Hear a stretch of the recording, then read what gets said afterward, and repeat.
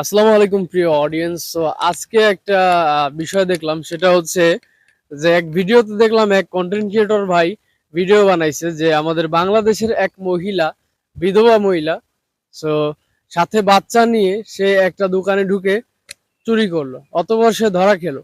এবং ওই পরিস্থিতিতে সে মহিলা মানুষ হওয়া সত্ত্বে মানে হওয়াতে কেউ তার গায়ে হাত তুলে নাই, ইভেন দোকানদারও হাত তুলে নাই, এবং পাশের মানুষজনও আসছে, সবাই ওই মাসুম বাচ্চা কোলে দেখে এবং মহিলা মানুষ দেখে কেউ তার গায়ে হাত তুলে নাই।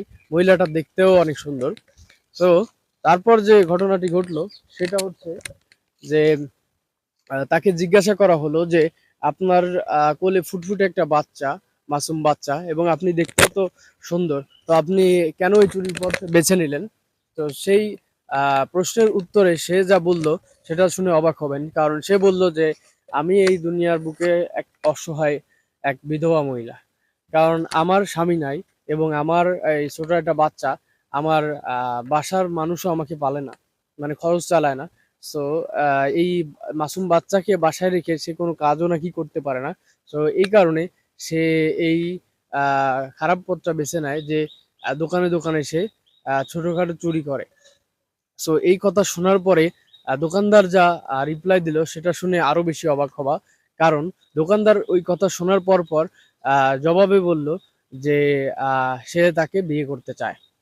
সো সে তাকে বিয়ে করতে চায়, কারণ শুনছে সে বিধবা মহিলা এবং তার অসহায়ত্বর কথা শুনে সে তাকে বিবাহের প্রস্তাব দিছে। সো তারপর ঘটনাটি কি হয়েছে সেই কন্টেন্ট ক্রিয়েটরও বলে নাই, আর আমি তার মাধ্যমে ভিডিওটি দেখছি।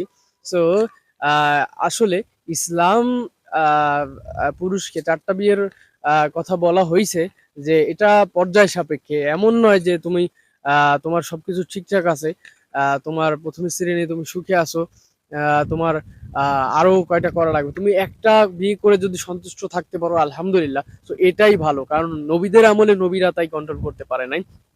এক বউকে এরকম আরেক বউকে, মানে স্ত্রীতেই ঝামেলা হয়েছে এবং তাদের অনুমতিরও প্রয়োজন হয়। সো ওই কন্টেন্ট ক্রিয়েটর সেই ভাইও ইসলামের কথা বলতেছিল, আমি নামটা বলে দিচ্ছি, সেটা হচ্ছে Shakib, Shakib on fire.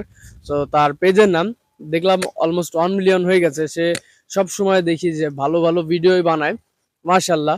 So এভাবেই কন্টেন্ট করে সে ফেসবুক থেকে ইনকাম করে। সো আসলে কাজের ভিতর ভালো কাজও থাকে এবং খারাপ কাজও থাকে। আমরা যদি ভালো কাজগুলো বেছে নিই তাহলে কিন্তু একদিক দিয়ে আমরা সওয়াবও কামাতে পারি এবং আমাদের পথটা চলার পথটাও কিন্তু সহজ হয়।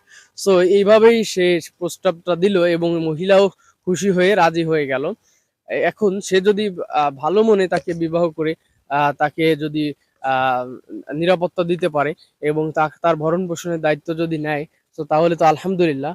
তবে দোয়া করি সেটাই যেন হয়, সেই বোনটির সাথে যেন খারাপ কিছু না হয়, তাহলে সে এই খারাপ পথ থেকেও ফিরে আসতে পারবে। সো বিষয়টি অনেক ভালো লাগলো, তাই তোমাদের সাথেও শেয়ার করলাম।